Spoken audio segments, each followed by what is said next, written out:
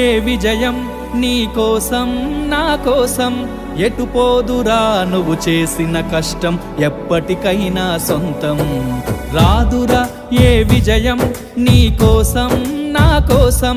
ఎటు పోదురా నువ్వు చేసిన కష్టం ఎప్పటికైనా సొంతం కాలంతో పయనించే వాడికి కానిది ఏముంది సాధనతోనే సాధ్యమవ్వునని సదాశయంతో సాగర ముందుకు రాదురా ఏ విజయం నీ కోసం నా కోసం